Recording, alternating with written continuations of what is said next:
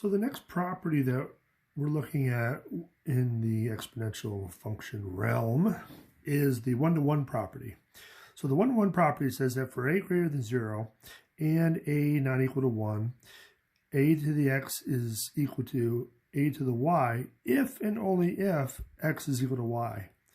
So essentially, if we have some sort of exponential function where the two bases are the same on both sides of the equals, then the exponents have to be the same. That's the easy way to think of it. So if we want to use this property to help solve equations, then, well, the first thing we need to do is get those bases to be the same. Now, in this case, we can do that pretty quickly because we can rewrite 4 as a base of 2. So if we say that this is 2 to the second power with the x on the outside, that is equivalent to 4 to the x.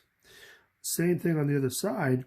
There's no power on our 2, but we should know that we can write that as 2 to the first.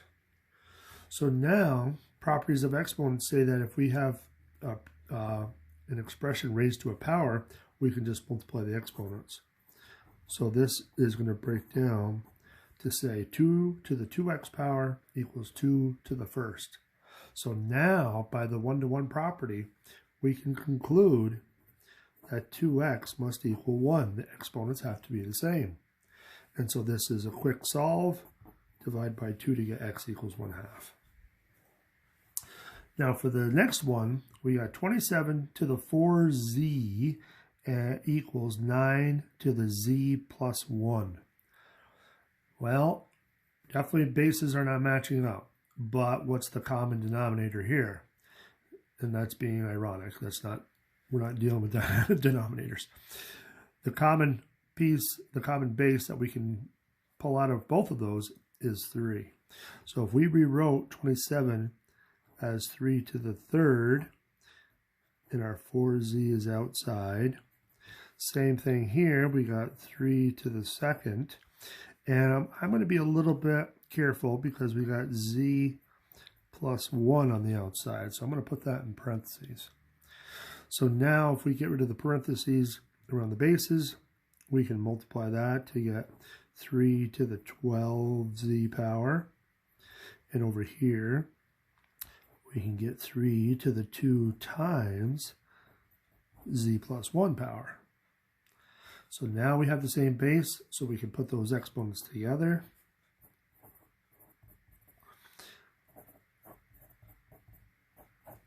So we got 12z equals 2 times z plus 1. Now we can distribute and solve this pretty quickly. Let's lose the 2z to the other side. So we'll got 10z equals 2. Divide by 10, which gives you 1/5. So again, pretty quick process, but you got to get those bases to be the same. That's pretty important. Otherwise, you can't use the property. Okay, so that kind of gives a little bit of a rough summary of these graphs, or excuse me, these operations. So now let's take a look at another base, a special base in the exponential realm, and that's base e. Euler discovered this a long time ago when he wanted to try to find the trend of f of x equals 1 plus 1 over x to the x power as x goes to infinity. So as x gets really, really large, this approaches a specific number. And that number is this crazy decimal, 2.7182818. It doesn't repeat, but it does kind of repeat for a little while, and then it's kind of like pi. It doesn't have a really concrete pattern to it. So e is going to be called the natural base. So the natural exponential function f of x equals e to the x is used in many applications. So again, just to show you where it is on your calculator, we'll do a couple of quick calculator questions. So if x is equal to 1, what is f of 1 equal to? So negative e, plug 1 in, so that's just going to be 2.4. So let's see what we get. Now, where is E on your calculator? Now, usually you have a button called LN, and right above it is where the e is located. So it's got e to the x. Now the way this calculator works, you have to put in the exponent first and then you e it. So in this case, if we do 2.4 and then we hit the second function and then hit the ln button, that gives you the value of it, but remember it's negative, so if we just put a negative in front, that takes care of it. So negative 11.023 and so on. Okay, so what about x equals 2? So f of 2 should be negative e, so we're just doubling 2.4, which we can do that in our heads. So let's see what that gives us. So 4.8, and we want to e it. So 121.51, and so on. And don't forget the negative. And let's just do one more. 11.7.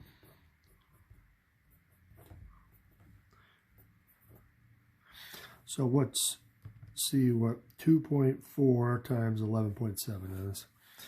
2.4 times 11.7 equals 28.08. And since it's already in our calculator, let's second e it. And so we can see now it's getting really huge. So you got 1.5667 blah blah blah raised, not raised to the 12th, but times 10 to the 12th.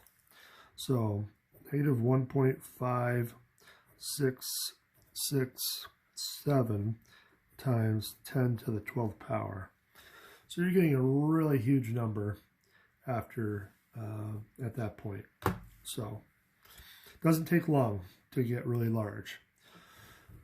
So now we can look at some applications of e. So e is the natural function, so it's kind of found in nature. But one of the more common uses for e is with finance. So if you're looking at compound interest, e is used when you have continuous compounding. So just to kind of give you a little bit of an idea, if you have money in an account, let's say at the bank, usually every month they will compound the interest. So if you have $5,000 in there and you get a 1% interest rate, they will compound that 1% over the whole year by month. So you'll get a portion of that interest added in every month. And so when that happens, that actually allows your money to grow a little bit faster. So in those cases, we would use this first formula. But in some rare cases, there's continuous compounding. So that means they're compounding the interest every fraction of a second for the life of the loan, or for the life that you have it in the bank. So they will add interest all the time. Now, again, that doesn't really happen in banks too often, but there are other applications where it does happen. So we have a formula that involves e in that case. So just to do number 6, and then we'll take a pause. Complete the table by finding the balance A when P dollars is invested at a rate R for T years and compounded N times per year. So now the one thing that we don't have is P for this. Now we can probably use any P we want. So let's let P equal $1,000. Make it easy.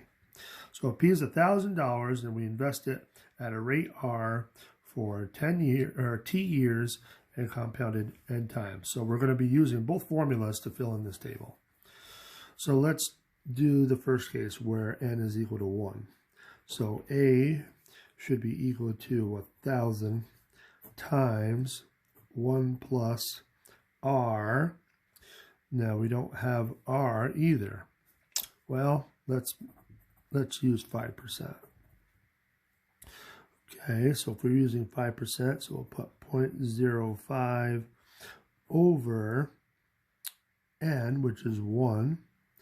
and then raised to the nt power, n times t. Now again, we don't have t either. Well, let's make up t as well. Let's say 20 years. Okay, so we got 1 times 20. So now we should be able to crank this out on our calculator. So be careful. Use the order of operations though. So we got to do what's in the parentheses first. So 0.05 divided by 1 is 0.05. If we add 1 to it, so we get 1.05. Now we got to take care of exponents. So 1 times 20 is 20. So we're going to raise this to the 20th power. And then we're going to multiply it by 1,000. So times 1,000 equals, so we got 2,653.297 ... Now, if we're talking about money here, we would run around this to the penny. So there's the first value for A, $2,653.30. So if we compound the interest once a year over the 20-year time frame, we're going to end up with $2,653.30 at the end of 20 years. Not bad. Not great, but not bad. So let's see what happens when we compound it more often. If we compound it more often, we're going to see a little bit of a change in that.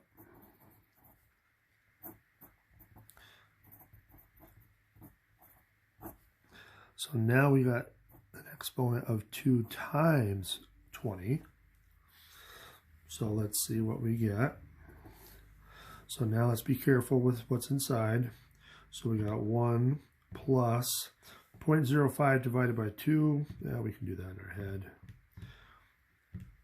So we get 1.025. But now we're going to raise it to the 40th power.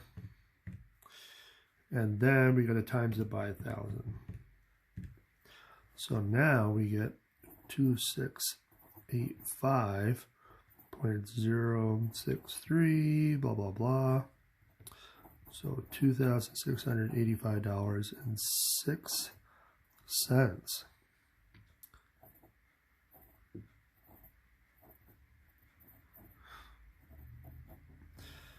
So you can see the more often you compound it, the more it's going to grow. Now I'm not going to do every one of them, but let's jump to the continuous case. So if n is continuous, now we want to use this new formula.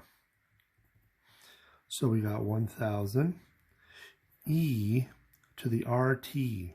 So we don't even need really, there's no n that we have to plug in like in these other formulas. So 0.05 times 20. So same thing, let's do the exponent first. So we got 0.05 times 20, which equals 1. So let's e it. And then let's times it by 1,000. So now we get $2,718 and excuse me, 28, 18, blah, blah, blah. So $2,718.28.